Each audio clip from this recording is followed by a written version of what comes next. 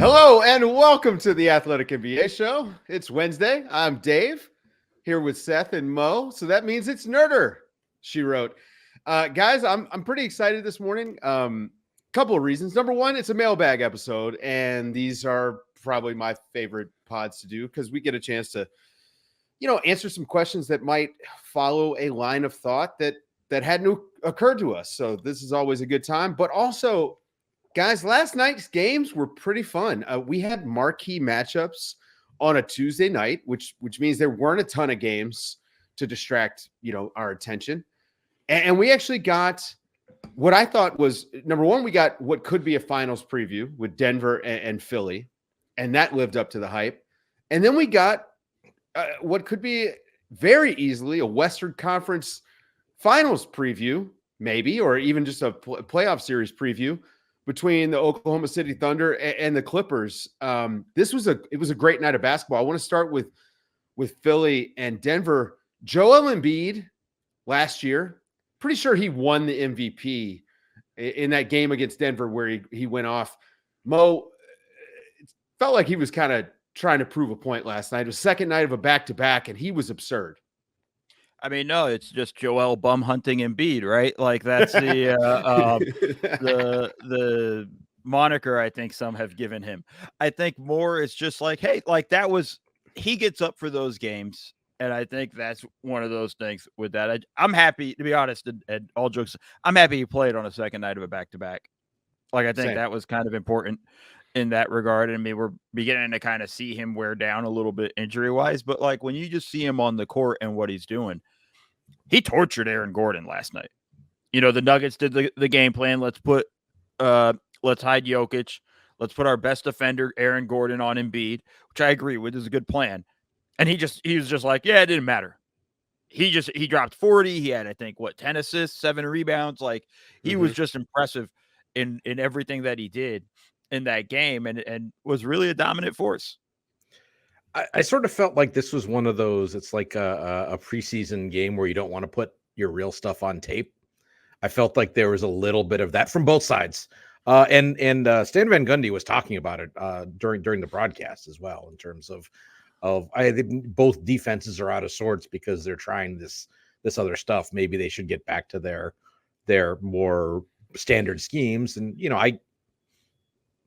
I never have a problem with teams, especially good teams, trying stuff in the regular season to see what it works. I'm not sure how valuable hiding stuff is, but trying stuff is certainly good.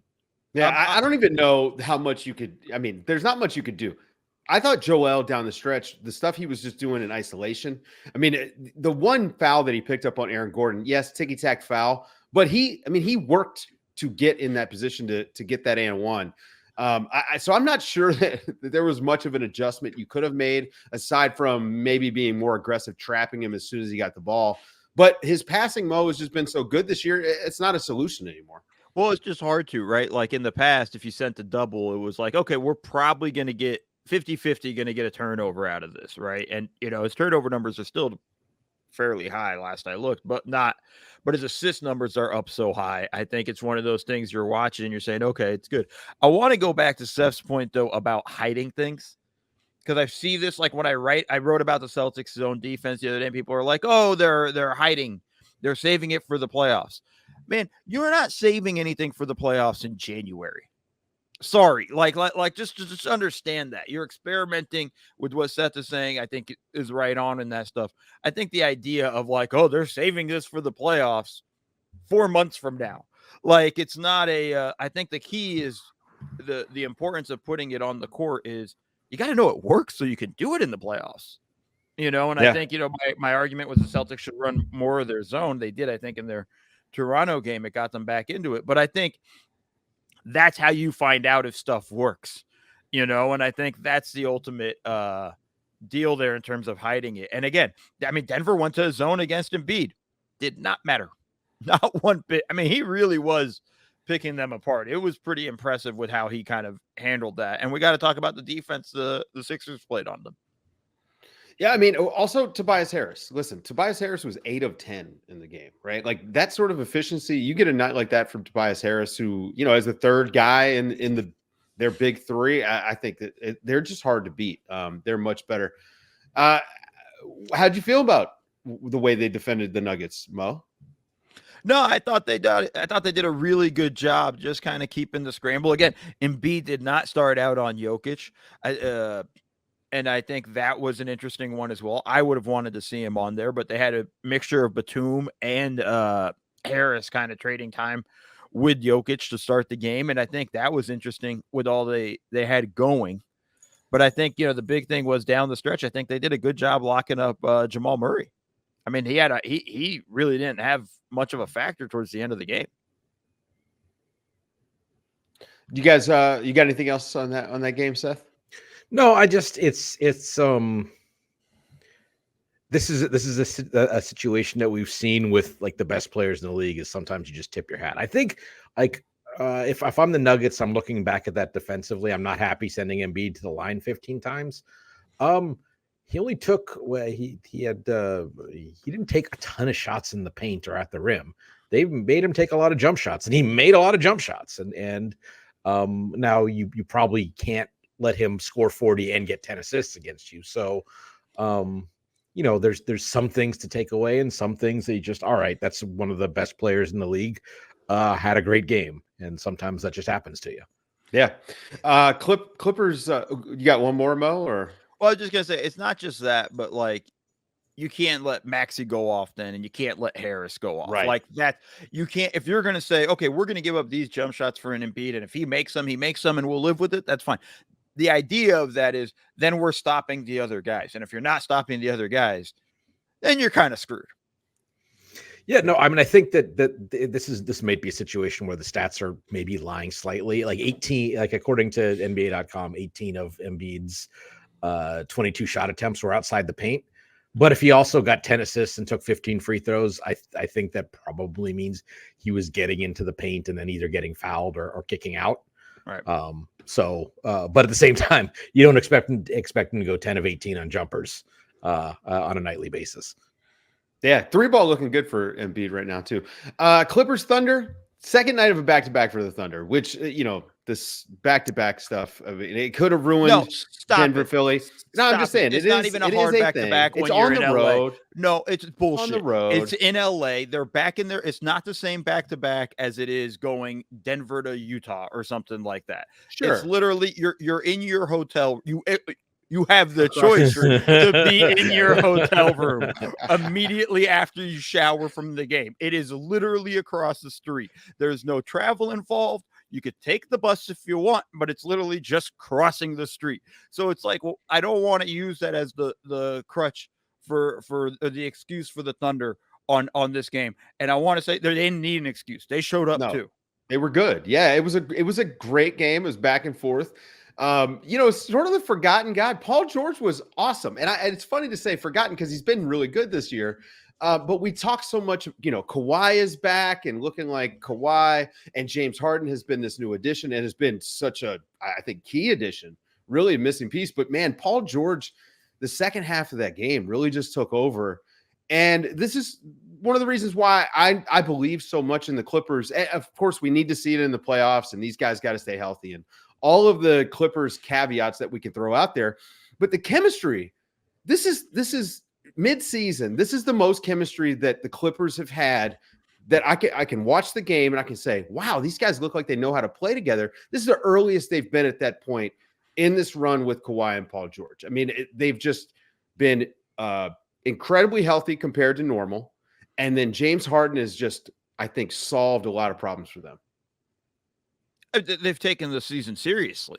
I think this is the first time since the first season that Paul George and Kawhi were together is they've taken even more serious than that. But like, this is kind of along those lines. Like Kawhi has barely missed a few games. So when he's missed a game, it's been for actual injury and not load management and things like that. Like, I think there is a genuine level of, hey, like, we got to really figure this stuff out. And I was at the game last night and was talking with some people there, and it said the importance of having done that trade with, for James Harden on October 30th is so big because it allowed them to figure it out. If they do that trade at the trade deadline, and now and they start out 0-5 after that, like the way they did with this trade, like you're really beginning to panic because you have 20 games left in the season. You're trying to like they were able to stabilize after that. And I think what you're watching with this was just, they're all comfortable, all kind of understand their role. Even Westbrook coming off the bench brought a lot of boost and energy. Paul George was phenomenal. 3 guys, though, that need to be mentioned that nobody's going to even really kind of pay attention to.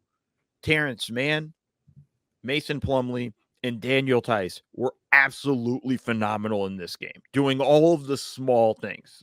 I hate to steal a Docism, but they were stars in their roles, and they were actually great at what they did. Tice killed the Thunder on the boards. Tice has been good for the Clippers. I don't know how much he was really going to play in Indiana. He's been a really good pickup, and especially now that Zoo's going to be out for 4 to 6 weeks, it's crucial. And Mason Plumlee coming back right in time.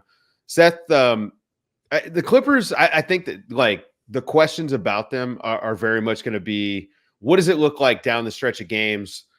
When they get into their ISO heavy stuff, what are the release valves going to look like? I think, Harden is the natural fit to me to kind of run that crunch time offense. Well, it's also, I think that you get some easier sledding through the first 3 quarters of games that lets whoever's going to be the guy on the night. Closer by committee to a certain degree? A little bit. I also, just we've harped on it, but the health. Those guys are right now, George and Kawhi are, I believe, 23rd and 44th in the league in possessions played. A year ago, it was something like 117th and 144th. So just the amount those guys have been able to be on the floor, and that both goes to what we've been saying about chemistry. And Mo, this is something you've been on for as long as we've been doing the show, is how the importance of or the way they've hurt themselves by not developing that chemistry in the season. But that's just, again, it's a huge part of it. All right. Yeah. Well, you mentioned trading for James Harden early, and it got me thinking, we're in trade season. Oh, you got one. We got to talk about the Thunder for a second. Oh, yeah, we do. We need to talk about the Thunder. Thunder in this game. Look, I thought Jalen Williams was excellent in this game. The defense was very keyed into Shai Gilgeous-Alexander, and that happens a lot late in games, especially. Jalen Williams as sort of this secondary guy who Shai can actually play off of, it is going to be crucial for them. Shai hits a couple of these tough shots. It's a different ball game.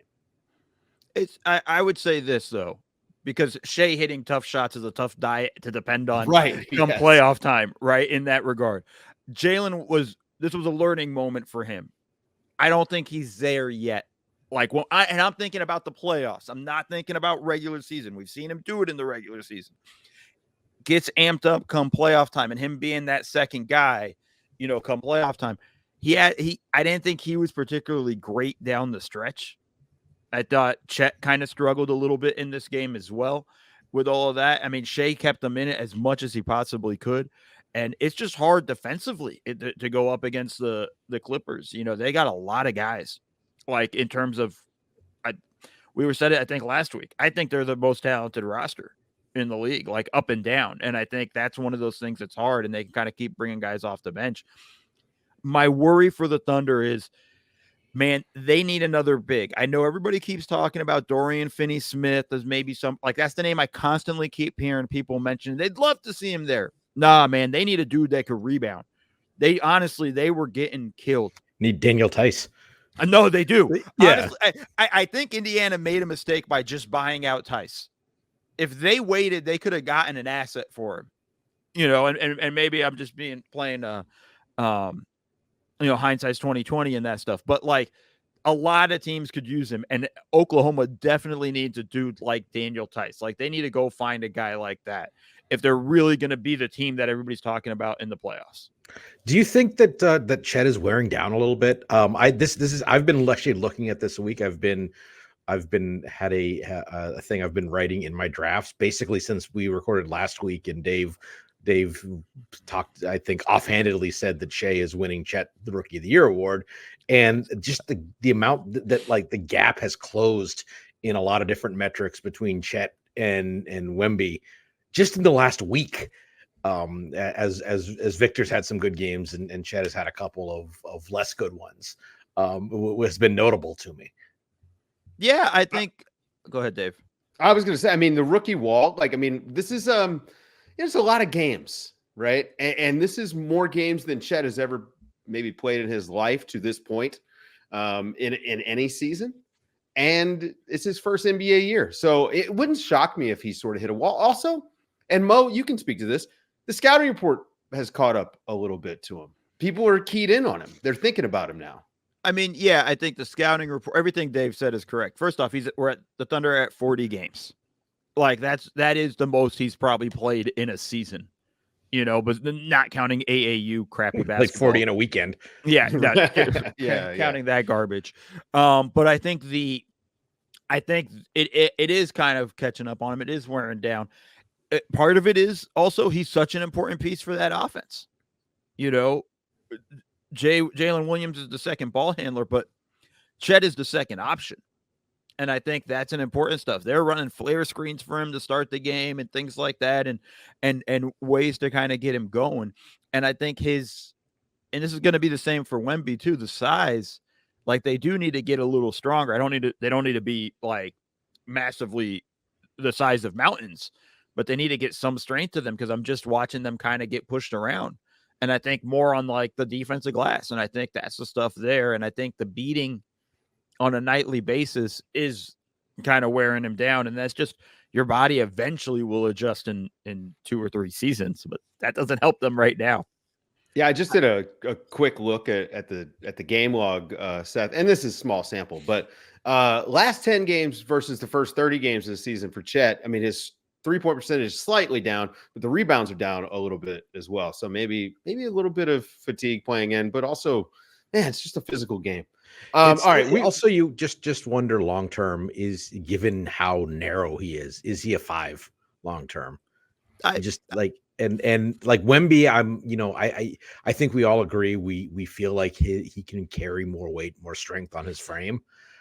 More easily than Chet. So you just wonder, like, who's the player in the NBA that Chet is most similar build to, and it's Kevin Durant. Right. Well, and you hope that for these sorts of players that the extra length that they have makes up for the lack of, heft. I know for Wemby it does. Like you can see him get put under the basket occasionally, but the long arms really help. Yeah. I mean, Chet is just almost there. There's the play against their game in Milwaukee, right? Where he got that block on Giannis down the stretch. Giannis tried to move him. Wemby absorbed the hit and then came up with the block. This was probably 2 weeks ago, so I am bringing up old shit. But but I think that's kind of the difference there in terms of like that's what Chet has to be able to endure and withstand, and I think that's where his strength is. I think long term, though, Seth, I do think he has to be able to put on that weight because I do think he has to be a 5. All right. Man, we went a little bit longer on that than they were great games. They were really great games. And we didn't even talk about Phoenix, Sacramento, which was a huge comeback for Phoenix. Like I was watching this morning because I didn't have a chance to watch last night. And Phoenix starting to come around is a good story. We need, I want as many quality teams as we can get. So really good hoops for a Tuesday night. Let's talk about a little bit of news and also, take a chance to jump into the mailbag. We got to talk about Pascal Siakam. So I'm going to answer Kevin C's question over at The Athletic. We set up the mailbag. Appreciate all the questions. Overwhelmed by the response. Kevin C asked if the Mavericks can get Pascal Siakam and what will it take? And I guess from the reporting, guys, it would take 3 first-round picks, Bruce Brown, and matching salary because it seems like the Indiana Pacers have a good chance of landing Pascal Siakam. That's the latest reporting, the news this morning. A lot of, folks who deal in this stuff thought this trade might happen yesterday. It's a huge trade, but it reminded me of your point, Mo, about the Clippers and getting James Harden early and how it made a difference for their season. Is getting Pascal Siakam now, we're roughly, 3.5 weeks from the trade deadline. I mean, is this enough of a head start for it to matter this year? Or is this is the future? I think this is more the future. Well, first off, it's a massive risk. It has to With be the Siakam future. being with Siakam being a free agent, so you cannot make this trade without knowing he's going or have some sort of wink, wink, nudge, nudge kind of deal in place there. And I'm not advocating for tampering, but I'm just saying it happens. But I think this is a massive risk when you're including 3 first-round picks in this, and who knows what's going to end up being pick swaps and what this and all of that stuff. I think it's a massive risk. So for me, it has to be something for the future. If you're giving up that much, this isn't a rental. This is something you're positive that you're going for with, and this is, hey, we're going to pair Halliburton and Siakam, and then we'll build around them from there. Set the fit makes sense, right? I mean, we've talked this season about the Pacers are, if Obi Toppin could guard, they'd be really like I think we've analogized to the 7 seconds or less Suns, and that's the biggest difference is, okay, you got an athletic undersized 4, except Sean Marion was an all defensive level player and a great rebounder, and Obi Toppin is neither of those things. Now Siakam is a different player, but I think that his defense and some of his ball and hand stuff would certainly be a welcome addition to Indy. I agree with Mo. Would be more for the future, but part of it is the future of this year, just in terms of, all right, we're thinking next year is the start of our real window. We got to get those playoff reps this year. We got to get into the playoffs. We gotta, if we don't win around, we at least got to go 6-7 games deep in the playoffs. We can't just show up and be happy to be there and get gentlemen swept, because that doesn't give Halliburton the tight playoff game experience that he would need to, and doesn't give you the chance to evaluate, is Benedict Mathurin, is Aaron Nesmith, are Miles Turner, are these guys that we think we can count on in these situations, or do we need to look to shift some other stuff around? I also think 3 first-round picks is a lot for Siakam. That seems high in that sense of, like, especially with him being a free agent and not having absolute solid footing that he's going to re-sign. I think that's one of those things. If I am Toronto, I am pulling the trigger on this deal immediately right now. I don't know if you're going to get more than that. I don't know. It makes me think that can't actually be the offer, because that's the, like, not running to the hold the line. I'm calling the league right now. As soon as that gets offered, would be looking of gift horse squarely in the mouth. All right. Well, you guys want to just jump into the mailbag now? Again, like I said, overwhelmed by the amount of questions. And I like to check which questions have the most likes. Which questions do people want answered?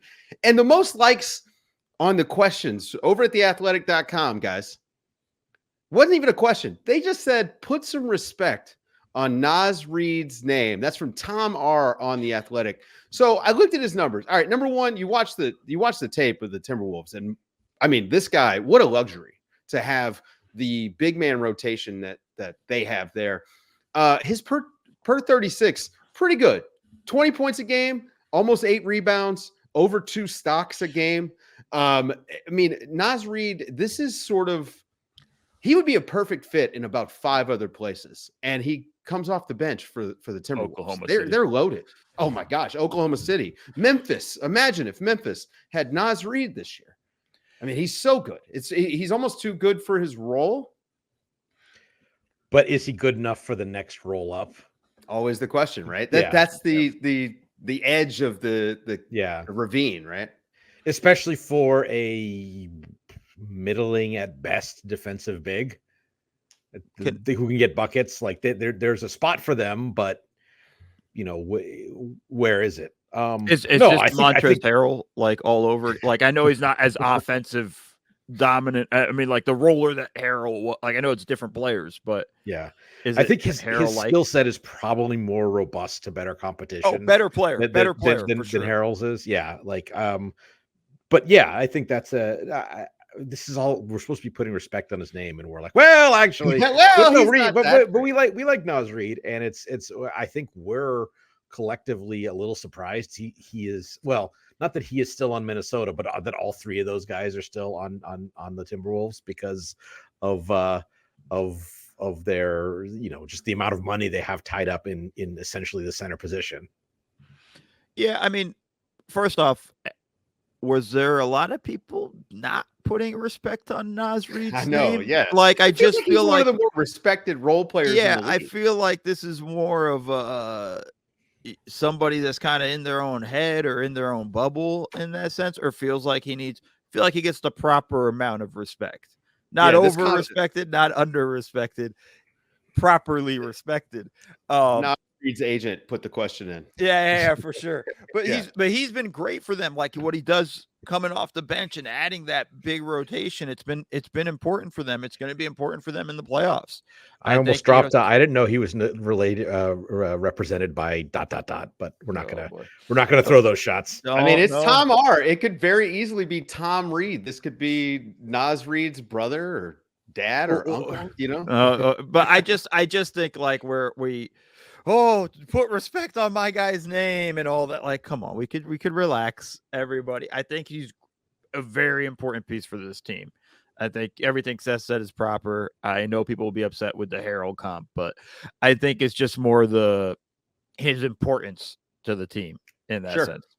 All right. Next question, and this is kind of a perfect launching off point from Nas Reed. Matthew G asks, and this is a little bit more complicated. Once a position of abundance, the traditional 6'8" to 6'10" power forward appears tougher to find in the current NBA. Contenders like the Thunder, Heat, and Kings have a positional need, yet there are few trade targets. Will power forwards have a higher trade value at this year's deadline because of the scarcity, or no? What do you expect to happen in the power forward market?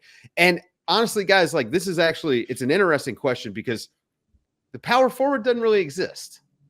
Nas Reed would have been a power forward, 25 years ago. But now he's decidedly a 5, in my opinion. So I think what he's asking here is, where are the guys that go out and do the dirty work? It's like the higher level role players. Does that role exist, or is it now just 2 through 4? You've got to be 3 and D, be able to play the wing, be able to rebound, all those things. Just to some extent. I mean, the story of the 3-point revolution is that like the 18-foot baseline jumper off ball reversal is now a corner 3. And the player who, for a lot of teams, that's your Horace Grant, that's your Charles Oakley, that's your Jerome Kersey. Like pick like a power forward type, a traditional power forward type.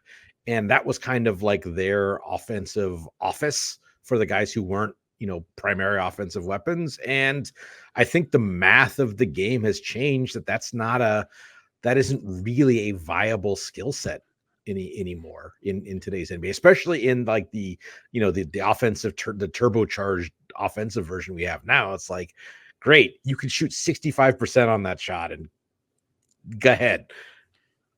I actually, this question is a little bit, I'm going to take it a different way. I'm going to pose it to you guys.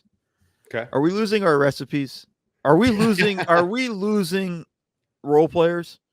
Like that's the thing. Like I'm beginning to look more and more around the league, and who are like the high level role players are all trying to be stars in that sense. And I think we're kind of losing those guys that do the dirty work. I mean, economics.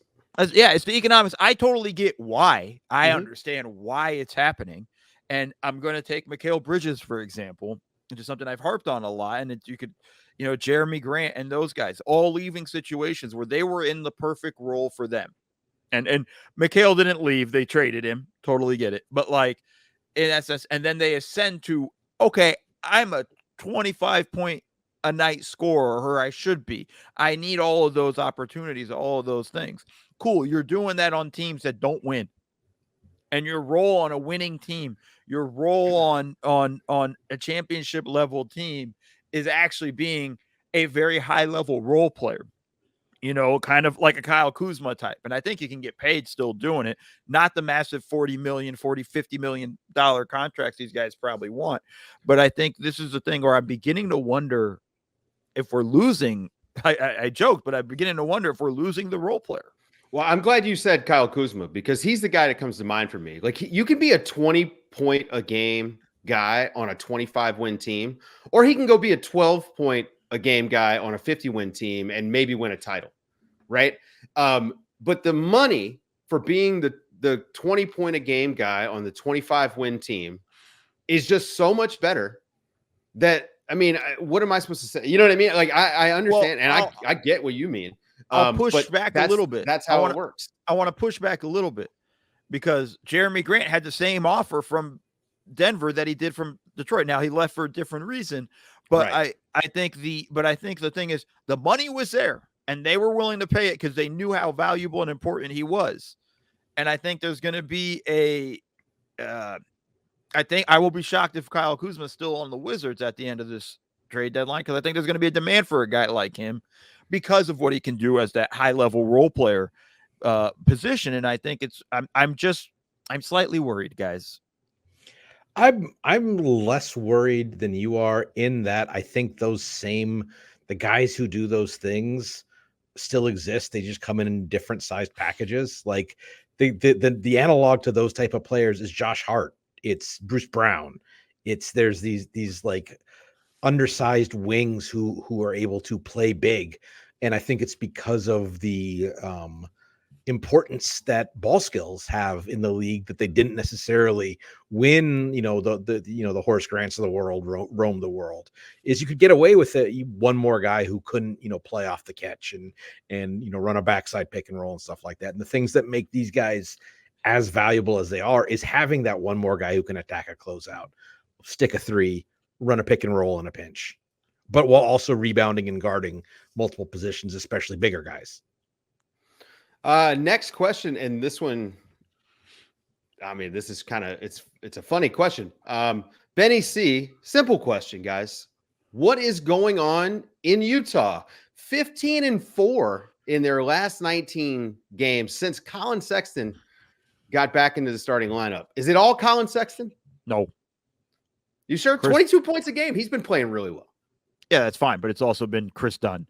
It's also just been the team kind of finding it's Will Hardy finding the proper rotation. It's moving Walker Kessler to the bench. It's, kind of having all that stuff. It's Kelly Olynyk putting in on a clinic every night. It's all of those guys. And it's not take away from Colin Sexton. He's been awesome too, but it's not just one person. That's kind of the way it rolls for Utah, the way they're playing.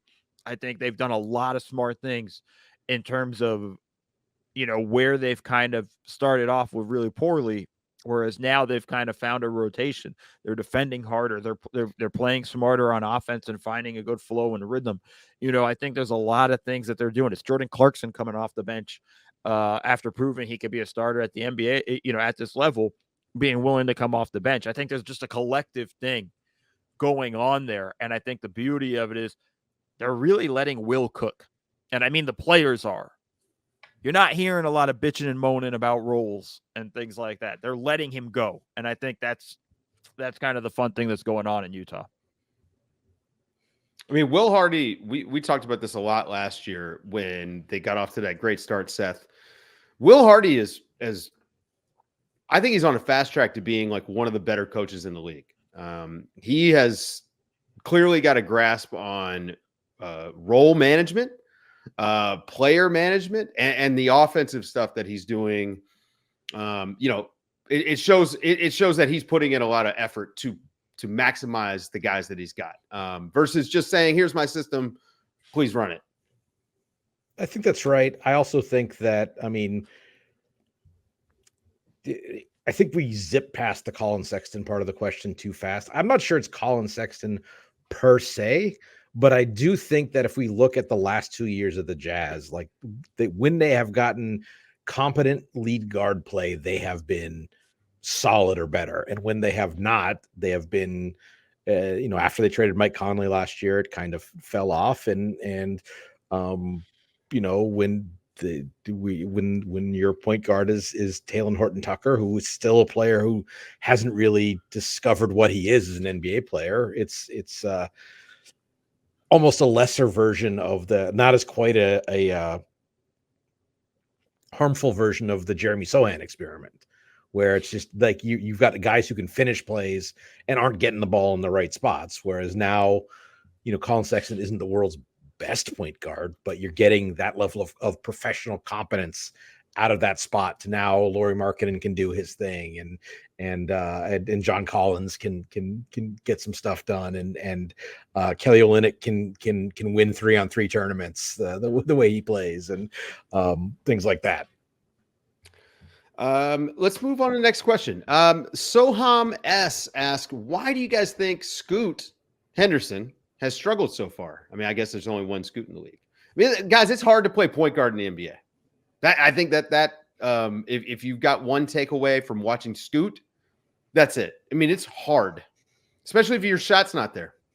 I think part of it is the early season injury too. Like, kind of missed a lot of time to start the season. I think kind of set him back in those regards. I think it's like you said, it's hard to play point guard in the NBA. It's also not a very good team, and I think there's a lot of stuff with what you're watching in that regard. And I also think he's going up against expectations that were probably unfairly placed on him. And a lot of this, let's be honest, the comparison between what Wemby is doing, what Chet is doing. I mean, it's just that's really part of it. I mean, he's having a bad season. Scoot is, Seth. But part of it is that these other guys have been so incredible that he looks worse. And especially like point guard is a hard position in the NBA. He does not have the overwhelming sort of size to fall back on as a crutch, and some guys it takes some time. I mean, I was certainly willing to, or on the verge of, writing Jalen Suggs off, for example. And you look, and he's been great for Orlando for a lot of this year. And I'm not saying that Scoot is necessarily, well, he was bad like Jalen Suggs was, so he's going to be fine. But I think that, especially as you say, injured, shot not there, bad team with some both roster and I would say strategic issues. It's been a tough rookie year for him, but rookies are bad, and they are bad in different ways, and he's been bad in a way that has sort of exposed him more than others. And I think we're going a little bit too far into like how bad is he and things like that. When you're looking at what he's done since the new year, I mean, he's averaging almost 6 assists a game, just under that. His scoring average is up and that stuff. Not efficient shooting wise and whatnot, but again, we would expect that from a rookie. Like I don't know honestly, close to 6 assists a night from a rookie as a point guard. I don't even consider it that bad. I say he's just fine, and he's just got to give him time to figure out his niche. I wouldn't be surprised if he has a massive second half of the season where we start to see a lot more confidence and a lot more comfortable play from him in that regard. I think it's a lot. I just think the expectations might have been, and I'm partly to blame. The expectations might have been a little bit too high for him. And then again, what this team ended up being. I mean, aside from Wemby and Chet and sort of what Miami has gotten from Jaime Jaquez, like, He went to a stupid school. I guess we I have to do it. I should have included that in his name. Jaime went to a stupid school, Jaquez, just Thank for you. you, Mo. But Fight on. But how many rookies have really shown out this year? It's funny because I think we've won. If Asur Thompson doesn't land in Detroit, he probably shows out. But Right. Monty Williams has a thing Yes. about he has an age requirement to play in the NBA, apparently, one of his own that's different to everybody else in the NBA. I think there's a lot of stuff like Amin Thompson's kind of been a little bit injured, and again trying to figure stuff out. Brandon Miller he's on Charlotte. Anybody if you're really watching either, it's Charlotte who's really paying attention. But he's been decent. I think there's been stuff there. But Podziemski has been he's been fine. Like, he's been good as a rookie kind of coming in. I think there's just guys that were, Bilal Coulibaly has shown flashes, but again, he's on Washington, who's really watching them frequently, unless you're an absolute psycho. Sorry, Wizards fans. I think there's just an element of, some of these guys aren't in the best opportunities, and we're not getting that to see it as much as we would like. Yep. Next question. Good setup on the Wizards, guys. Arush T asks, when do you see the Wizards being a playoff contender. I mean, they've started the rebuild, right? This is the beginning of the actual rebuild, trading away Bradley Beal. They've got Jordan Poole on the books. They are really bad, so they're going to have high draft picks. That's not a concern. They've got Bilal Coulibaly in-house, who I'm very high on. What do you guys think? How long is this rebuild going to be? Do we believe in that front office? I believe in them. I mean, let me just put it this way. This new front office made the right pick in Bilal Coulibaly. Like, I feel pretty confident in, at least in terms of a project that they can try to develop, and he's further along than I think anybody expected.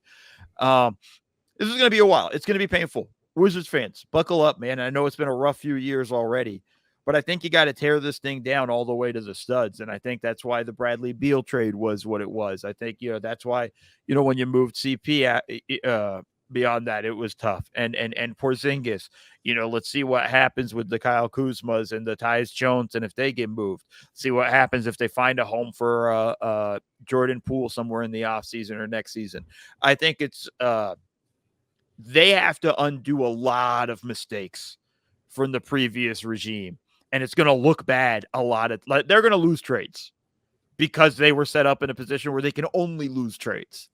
And I think that's an important thing there. Like, who was the kid the last regime drafted? He could barely play in the NBA. Johnny Davis. He's struggled a lot. Like, when you whiff like that so many times, it's going to take a long while. You ever look at the Wizards roster and just compare it to the other bad teams? I mean, like the Pistons, and I did this with the Pistons and the Bobcats. I know I did this, but I did this with the Wizards and the Pistons, and I'm looking at the Pistons roster. I'm like, wow, I like more of these guys. It's just, I don't know. The Wizards this is year one. I think that they're going to be fine. Mike Winger has done a good job everywhere he's been. And obviously, like, between the Oklahoma City experience and the Clippers experience, he knows what competent organizations look like. So I think that they're on their way. Are you suggesting it's taken more active strategic intervention to make the Pistons as bad as they are compared to the Wizards? God. Listen, that was a hilarious trade, by the way. Just not even shuffling deck chairs. I don't even know what colloquialism we would use to describe that trade, but no, it's you gotta clear space so you've used your financial resources so well to acquire players in the past. Hey, they got Jeremy Grant. We talked about it earlier. They got Jeremy Grant. I mean, and they just spent draft picks. I mean, they still sucked, but they were still bad. But they sent draft picks to send out the guy they were competing with nobody to sign for an above MLE contract to be their fourth center. Anyway. All right. Antonio K asked a question that I know you guys are going to love to answer. Are the Bucks going to be able to switch the defense on come postseason? No. Seth, I get your last 2 week report every day in my email. All right, I get the report that's got the last 2 weeks. I like to look at the last 2 weeks because it tells me what teams are doing, at a glance. It's a 24th ranked defense the last 2 weeks. Will the defense even matter, though, because they can score so much? Yes, the defense will matter in the playoffs because they're going to be playing against other teams who can also score. Right, I know. But there is no switch to flip here, right? Mo, Damian Lillard dies on every single screen. Campaign is the backup point guard. I mean, he's an awful defender. They don't have a point of attack defense. Andre Jackson is there, and he's a rookie who's very foul prone and has injury concerns. So a rookie second rounder is like their easily best perimeter defender. Eric Name and I wrote about this last week, and I think that there's a lot of, they do a lot of things that don't even make them solid to the point where the individual defensive deficiencies of their backcourt, like, they matter, but that's not like they're not even putting themselves in the position for that to be the actual first line problem. Just like, get back. Like, they're still like just woeful in transition, woeful at the point of attack. A large part of their point of attack problem is the fact that they aren't, back and in transition and matched up and stuff like that. They give up like layups and fouls at the rim off of made free throws with alarming frequency. And so I think that there's personnel stuff, there's structural stuff. At the same time, like there's no perfect teams this year, so it might not matter because they might just be able to score 135 on everybody. Well, I disagree with that last point, but I think to the question of will they be able to flip the switch, you got to install the light switch first, and they don't even have that. Like they don't even like you're going to be looking on the wall and just there's nothing there. That's just the truth about their defense. We knew it was a concern when they made the trade. I still don't even think I don't think it was as bad. I don't think anybody's even thought it would be as bad as it is. And I think it's just showing a lot of the struggles that they have there. And also, listen, somewhere, Mike Budenholzer, I hope you're sitting on a beach with a cup with an umbrella in it and just putting your feet up because you did a hell of a job with your defense. And obviously having Drew Holiday helps. But I think there's a lot of that too in what they kind of put together there and what he had in the past. And I think they're struggling to find themselves. I don't think you can feel confident at all that they're going to be able to flip the switch if it doesn't even exist yet. Let me ask you guys my own mailbag question. You both worked with NBA teams. I mean, is it a good thing when your players say, well, we had to take control of the defense to create a minimum improvement? Is that a good thing? No. Yeah, I didn't think so. Okay. Just wanted to check. Do you want more explanation than that, or is it just I think that right. kind of is self-explanatory. It covers it. Yeah. Here's a good question, and it's a Wembanyama question. It's pretty long, so I'm going to paraphrase here. From Eve S, who maybe is French. If so, bonjour. The Spurs are obviously patient and careful with the development of their players. Wembanyama has a usage of 30.7% per Basketball Reference, which is extremely high. Now, the question is this, guys. Are the Spurs just doing this thing where they're letting him figure out his game and, they don't want to hamper his growth and creativity? Or, which I think is what they're actually doing.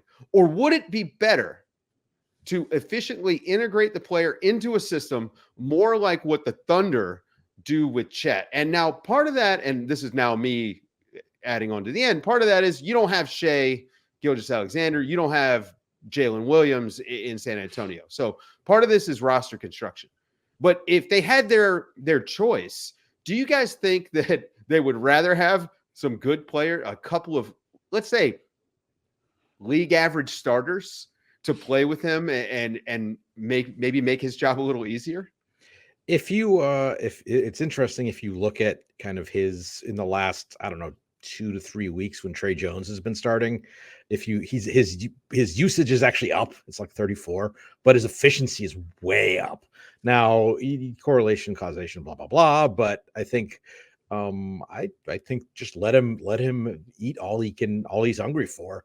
And I think that we are seeing that you put him with someone who I don't think Trey Jones is like a high level NBA starting point guard or anything, but just like we talked about with Utah, just the having the competent table setter.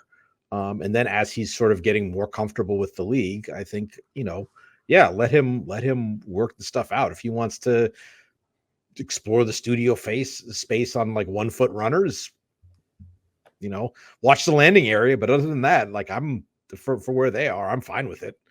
Dave, real quick, what was his usage again? 30.7. That's all? Needs to be higher. Like just go. Like that's all I want to see. Just let him go and have the keys. This team's a disaster.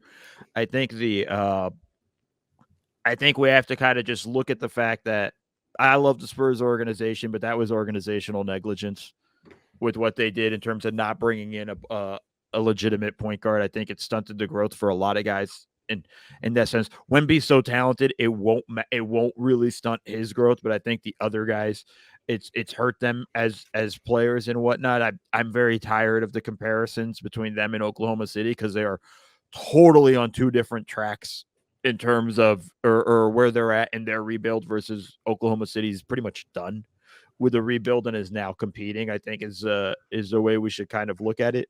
I think I think they're trying to go about this season, and this part I kind of agree with. Let's see all that he can do. Let's let him put everything out on the table, and then we could start to reel him in instead of put him in a box. And I think that's probably the smart way to start with his development. But I think a key part of that would have been having smart players around them. And I think that's why you're hearing now little flirtations of, oh, they might bring DeJounte Murray back. Or, I've been banging on the drum. Malcolm Brogdon would be a pretty interesting guy for them. I think I think that's kind of needs to be the focus so that they can continue to let him flourish. All right. So after the Wemby question, here's the last question, guys. And this is a great place to stop, from Kyle T. And again, this is over at theathletic.com. When we do these mailbags, we throw it up on the website. It's a really good website. I don't know if you guys have heard of it. Trends, and are we seeing the end of the small ball era and transitioning to the land of the giants? The Warriors were the first in the market with the current trend and had success. Nobody could stop them, except maybe a team with tremendous length and size. Getting shots off becomes exceptionally harder when your opponents are long, big, and fast. And another Wolves fan, by the way, a lot of Wolves fans these days. Are we seeing the end of small ball, or are we really seeing the league just fully committed to skill and the tallest skill you can possibly get?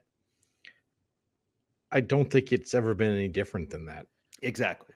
I don't think a lot of the quote small ball teams were actually medium, long as hell. Yeah, like Draymond's got a 7'2" wingspan. Yeah, the only small guy the Warriors played was Steph. And he's 6'3", 6'4". He's bigger than you think he is. But it's just like, all right, you got a 6'7" shooting guard. You got Iguodala playing whatever position that is, and he's 6'7" with 9-foot arms. You get Sean Livingston, Draymond. Like they were never small. So I don't think but I do think, yeah. I mean, obviously you had your druthers. If you had a 6'7" guy who can do something and a 6'11" guy who can do the exact same things at the exact same speed, obviously the 6'11" guy is better. The question is, and this is relevant to the Wolves. There's the fast element to it, and is Karl Anthony Towns fast and Naz Reid fast enough to chase around the way they need to hold up with that big lineup in the playoffs? And go ahead. I think no, but we'll that's why we play the games. I mean, Seth just answered it. He stole my answer. Yeah. He ruined everything on the last question and took everything away from me in that regard. I just think we're entering a league. We're entering the era of length that we've we've been in it. We've never left, and it's only getting taller in that sense, right? Like we're seeing. Just think about it this way. We KD, I think, might have been the first guy to be long, lanky, and have guard skills the way he does in this kind of era. And we're venturing now into centers having that with Wemby and Chet, and Cooper Flagg's coming down the pipeline. Like we're going to see a little bit more of that type of stuff. And I think that's just what we're going to get used to. We're not going to, I don't know if we're going to see a lot of doughy guys like Jokic, who absolutely dominates everybody. But like, I think that's kind of more the unicorn than not. Let me ask you guys, when you look at guys like Chet and Wemby, and I mean, they're going to be the face of the league, the top of the league, I think. I mean, is there a world in which maybe, we shout out to Ethan Strauss. He used to say fat is potential in disguise. What if fat is actually potential against some of these tall, skinny guys? Could we see a rise of like beefy guys that can put these guys under the basket? Like, I mean, it's all going to be about skill. Who won the title last year? That's right. Yeah. I mean, it's and Denver was huge. Just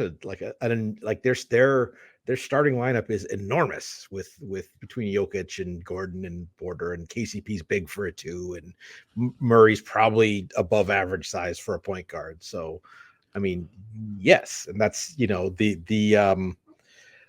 it's sort of the drawback of kind of the stretch type was always, well, you just put a small guy on him and you get away with it. Well, you can't do it against Jokic because, like you say, you put you sag off him, he drills a jumper, you put a small guy on him, he puts him in the basket. So build around Kenneth Lofton Jr. is what you're saying. Well, no, I think it comes down to the more important thing, and it actually doesn't apply to Jokic, but I think what it's going to be, can you be that size and have speed? I think that's really going to be the issue. Because look, Wemby's going to get stronger. The dude's 20. Chet's going to get stronger just as they get a little older in that sense. And I think that's going to be the thing is, can you do all that and have speed? And I think once you add that component, it gets more difficult. The big man as a 3-level scorer is very new. That's what we're at. You got to be able to do all of it. Embiid is doing that right now, and obviously Jokic has been doing it. We got to go. We're out of time.